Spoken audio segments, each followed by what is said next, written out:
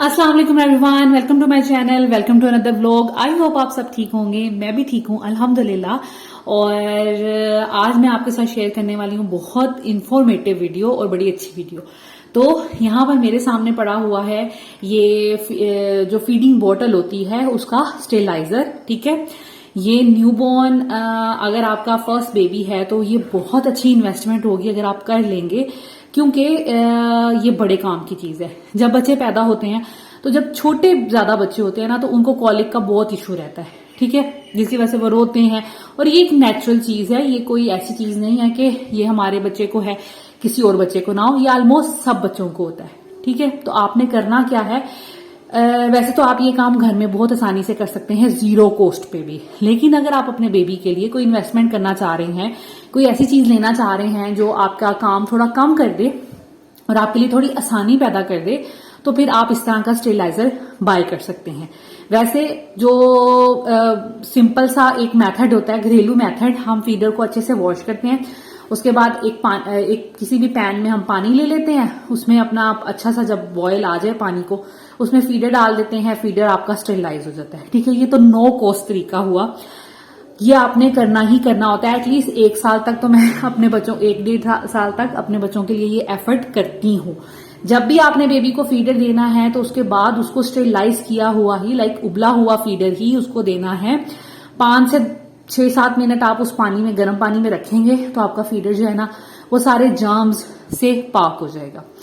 उसके बाद अगर तो आप इन्वेस्टमेंट करना चाहते हैं तो फिर इस तरह की कोई मशीन आप परचेज कर सकते हैं।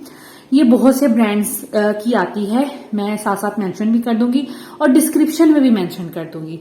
ये इवेंट की भी आती है मशीन, ये टॉमी टिपीस की भी आती है जिसके यहाँ पर फीडर आपको नजर आ रहे हैं, इस ब्रांड की भी आती है। इसके अलावा फॉर्लिन की भी आती है, आई थिंक सो के पिजन वगैरह की भी शायद आती हो। ठीक है, उसके अलावा ये कुछ इंपोर्टेड कंपनीज हैं, लाइक ये इंपोर्टेड मशीन है और ये दूसरी कंट्रीज की या किसी लोकल ब्रांड की भी आपको मिल सकती है। इसको लेने का मकसद ये होता है कि आपके बच्चे का फीडर जो है ना आप वॉश कर लें अच्छे से, उसके बाद इसमें रख दें और आप 10-15 मिनट में आपका जो फीडर है ना वो स्टेरिलाइज हो जाएगा। ठीक है, चलती कैसे है, ये कितने की है, इसका ब्रांड क्या है, वो मैं आपको बाद में बताऊंगी। अब करना क्या है, अगर आपके पास आपने ये चीज मंगवा ली, अब इसको यूज कैसे करना है और कैसे ये काम करती है वो मैं आपको थोड़ा सा बता दूंगी। सबसे पहले इसके पार्ट्स क्या है मैं आपको वो दिखा दूं। सबसे पहले इसका लिड ऊपर आता है, ठीक है, ताकि स्टीम जो है ना इसके अंदर रहे, बाहर ना जाए। इसका लिड होगा, उसके बाद एक ये स्टैंड सा है जिसमें फीडर्स रखने की उन्होंने जगह बनाई हुई है। ठीक है, ये आप देख के लीजिएगा, मुझे मेरी फ्रेंड ने ये गिफ्ट किया, दैट्स वाई। उसे नहीं पता था मैं कौन सी फीडिंग बोतल यूज करूंगी, लेकिन अब आई डोंट नो ये इसमें आएगी कि नहीं, चेक कर लेते हैं। मुश्किल है तो हम इसको इस तरह करके भी कर सकते हैं किस तरीके से मैनेज, तो वो कोई ऐसा जितना इशू नहीं है। जब इसका लिड ऊपर आ जाएगा तो वो स्टीम उसकी हर जगह पहुंच जाएगी। ये स्टैंड है फीडर रखने के लिए, निपल्स या उसके कैप वगैरह आप इस तरह इसमें रख सकते हैं। ठीक है, उसके बाद ये एक पॉट बना हुआ है जिसमें लाइक फीडर नीचे तक जाने के लिए जगह बनाई हुई है और ये इसके साथ मिला था। ये मेजरिंग कप है, ठीक है, इसके हिसाब से ही आपने पानी डालना है इसके अंदर। ठीक है, तो यहाँ पर लाइक पॉइंट्स कुछ बने हुए हैं, मैंने इसका जो इंस्ट्रक्शन गाइड होती है ना वो पढ़ ली है, तो उसमें लिखा हुआ था 75 ml।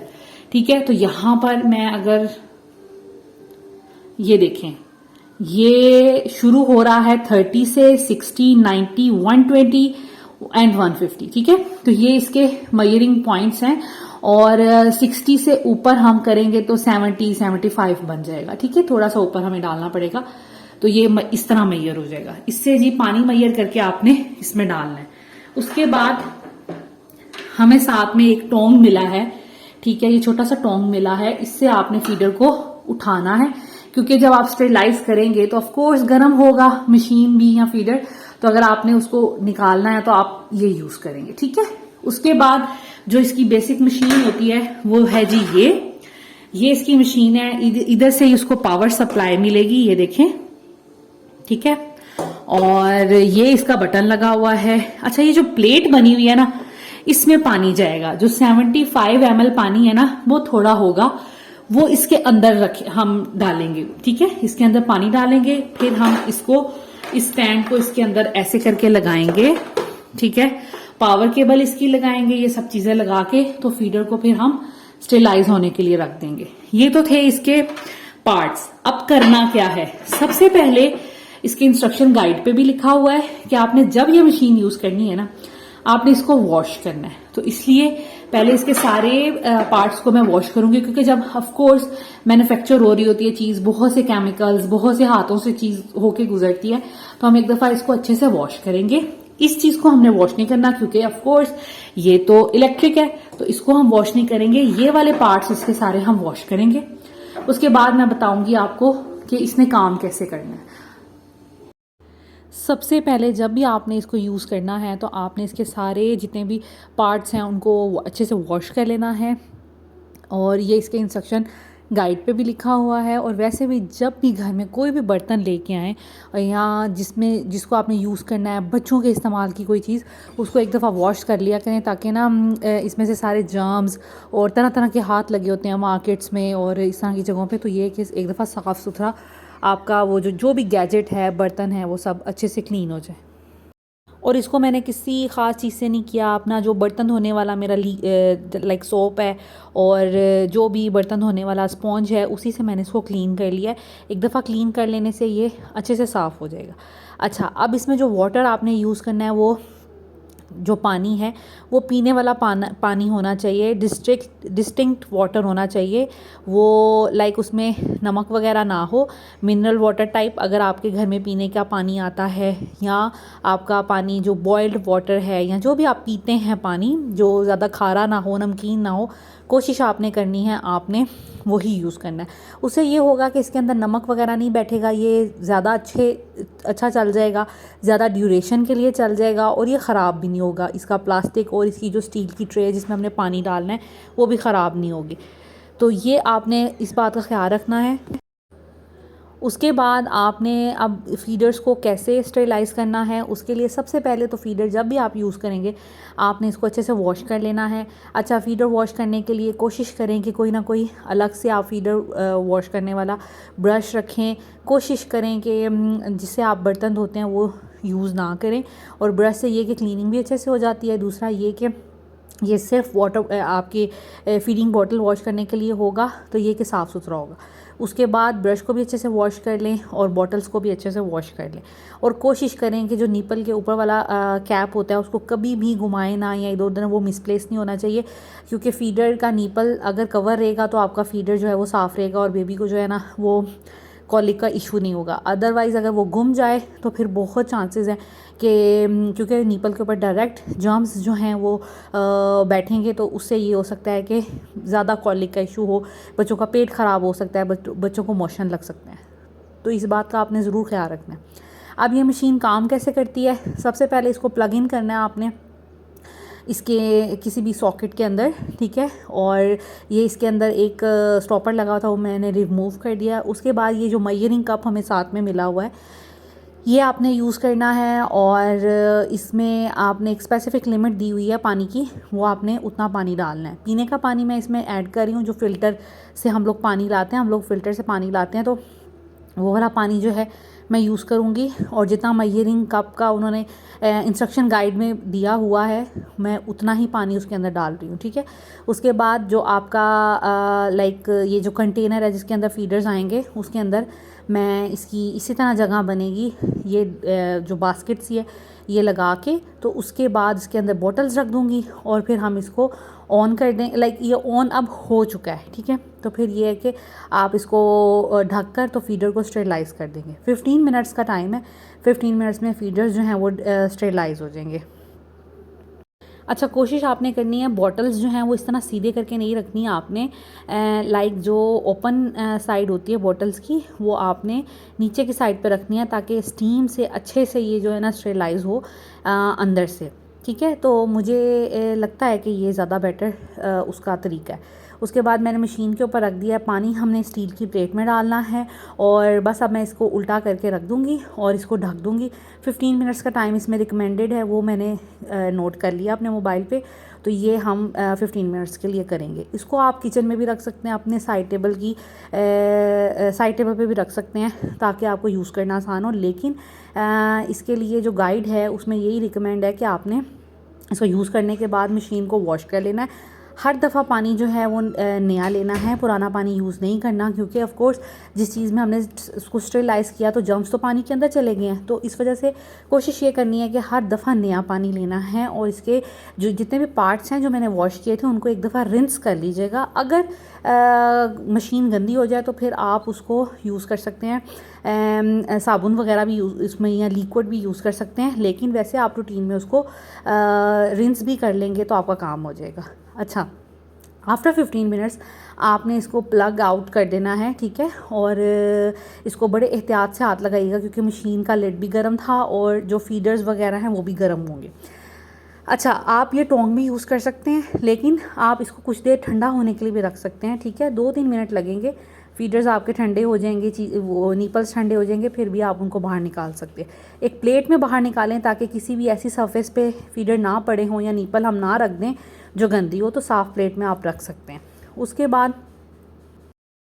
उसके बाद आपने फ़ौरन से अपने फीडर्स को बंद करके और इसके ऊपर ये लिड दे देना है ताकि नीपल पे कोई जर्म्स ना बैठ सकें, क्योंकि फिर कोई फ़ायदा नहीं होगा आपको फीडर स्टेरिलाइज़ करने का।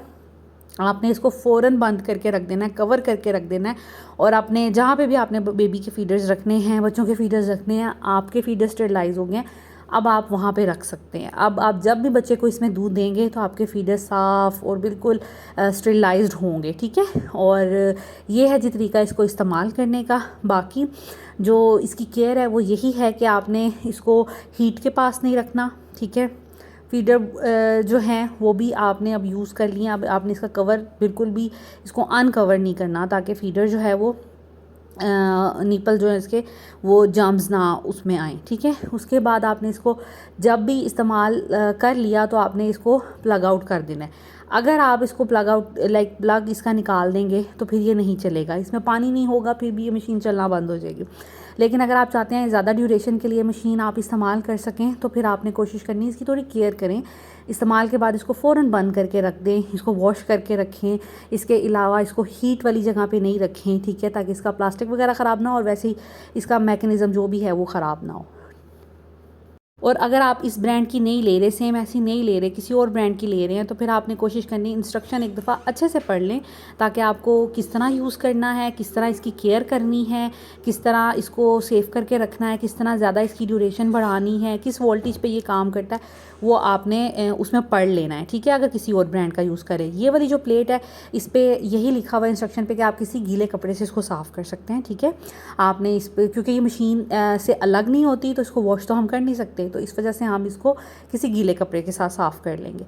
उसके बाद जब आपने इस्तेमाल कर लिया तो आप इसको रिंस करके रख दें। अगर ज़रूरी है तो इसमें आप सोप वगैरह लगाएं, वरना सिंपल रिंस करके भी इसको रख सकते हैं आप। और जब आपने सेकंड टाइम जब भी कभी ये मशीन आपने यूज़ करनी है तो कोशिश ये करनी है कि जो मशीन है ना वो ड्राई हो। गीली मशीन को आपने जो इसका दूसरा पार्ट है, जो इलेक्ट्रिसिटी वाला पार्ट है, उसके ऊपर नहीं रखना। कोशिश यही करनी है कि इसको ड्राई करके आप धो के रख दें और ये खुद ही ड्राई होता रहेगा। अगर आपको जल्दी है तो फिर किसी कपड़े से साफ़ करें, किसी नैपकिन से साफ़ करके फिर ही यूज़ करें।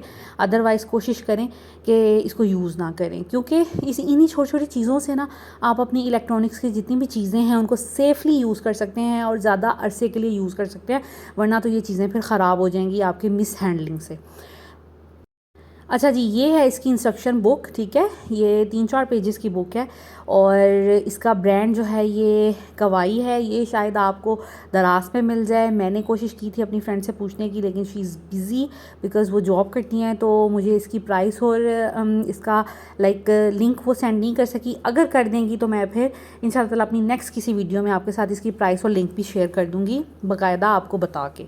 उसके बाद ये इंस्ट्रक्शन है, इसमें सबसे पहले तो बताया गया है कि सेफ्टी कॉशंस क्या क्या हैं, ठीक है। कि आपने इसको प्लग इन नहीं रहने देना ज़्यादा देर, बच्चों से दूर रखना है, इसकी प्लग को आपने वेट नहीं करना। इसके अलावा आपने इसके बटन को ये जब ऑन आप प्लग इन कर देंगे ख़ुद ही ऑन हो जाएगा, और अगर इसका पानी ख़त्म होगा तो ये ख़ुद ही ऑफ़ हो जाएगा, ठीक है। तो इसमें आपने ख्याल रखना है ज़्यादा देर तक पड़ा नहीं रहे, थोड़ा सा आपने केयर करनी है कि अपना टाइम नोट कर लें और फिर इसको यूज़ करें, ठीक है। उसके बाद ये वोल्टेज वगैरह लिखे हुए हैं कि इसको कितना वोल्टेज चाहिए। 6 इसमें बॉटल्स आ सकती हैं, ठीक है, लंबी पतली वाली। मेरी मोटी थी तो इसमें 2-3 ही आएंगी। अगर लंबे वाला फीडर है आपके बेबी का तो वो फिर आपकी 6 आ जाएंगी, ठीक है। उसके बाद ये अब हाउ टू यूज़ है वो तरीका मैंने आपके साथ सारा शेयर कर दिया, कितना पानी डालना है, कैसे उसको प्लेस करना है, उसके बाद जी कैसी इसकी केयर करनी है, या कैसे वॉश करना है, या कैसे उसको क्लीन करना है ना। तो यहाँ पर सारा कुछ वो लिखा हुआ है इंग्लिश में। जो पाकिस्तानी अगर कोई ब्रांड होगा तो उसमें ऑफकोर्स उर्दू में भी होगा, लेकिन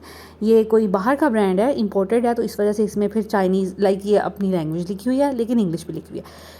दूसरी जो इम्पोर्टेंट चीज़ है इसमें लिखा हुआ है कि अगर पानी नहीं होगा तो it will pause heating automatically, ठीक है। उसके बाद जी आपने ये मेक श्योर करना है कि इनफ वाटर होना चाहिए प्लेट में, कम पानी ना हो, फिर आपका फीडर जो अच्छे से स्टेरिलाइज नहीं होगा। और ऑल कंटेनर को आपने बिफोर यूजिंग एक दफ़ा वॉश कर लेना है। उसके बाद जो पानी है अगर प्लेट में रह गया उसको फ़ौरन निकाल लें, क्योंकि एक दफ़ा जो पानी यूज़ कर लिया आपने उसको दोबारा यूज़ नहीं करना, वो अच्छा नहीं है, ठीक है। उसके बाद एक और बात इसमें लिखी हुई थी कि डिस्टिंक्ट वाटर आपने यूज़ करना है, और वो यही होता है कि बॉयल्ड वाटर या फ़िल्टर्ड वाटर या जो भी पीने का पानी होता है वो बेटर है यूज़ करना। खारा नमकीन पानी वगैरह ना यूज़ करें, इससे ये होगा कि मशीन के पार्ट्स भी ख़राब हो सकते हैं, और उस पर एक वो नमक सा जम जाता है, वो भी हो सकता है, और हो सकता है कि इसकी जो एफिशिएंसी है वो इतनी अच्छी ना रहे। तो कोशिश ये करें कि उसको आपने वही पानी यूज़ करना है। इसके अलावा जो स्टील की प्लेट है उसको आपने डैम्प वाटर से डैम्प क्लॉथ से वॉश करना है, ताकि अच्छे से जो है ना वो एक दफ़ा साफ़ हो जाए। तो this is it. I hope कि आज की वीडियो भी आपको अच्छी लगी होगी, इन्फॉर्मेटिव लगी होगी, और ये मैंने अपनी एक व्यूअर के रिक्वेस्ट पे बनाई थी। होपफुली उनको सारा समझ आ गया होगा। इंशाल्लाह ताला मैं कोशिश करूँगी कि मैं सारे ही ब्रांड जितने मुझे पता हैं इस मशीन से रिलेटेड, चाहे वो एक्सपेंसिव हैं, चाहे वो लोकल हैं, कोई और इम्पोर्टेड हैं, तो मैं आपके साथ शेयर कर लूँ डिस्क्रिप्शन में, और उनके लिंक्स जिसके भी मुझे मिले वो भी मैं आपके साथ शेयर करने की कोशिश करूँगी। Thank you so much for watching this video. Take care, अल्लाह हाफिज़। और हाँ, अभी तक अगर आपने मेरे चैनल को सब्सक्राइब नहीं किया तो प्लीज़ सब्सक्राइब माय चैनल, और इंस्टाग्राम पे भी मुझे फॉलो करें। मैं कोशिश करूँगी इंस्टाग्राम का भी हैंडल जो है वो मैं डिस्क्रिप्शन में जो लिंक है वो आपके साथ शेयर कर दूँ। Thank you so much, take care, अल्लाह हाफिज़।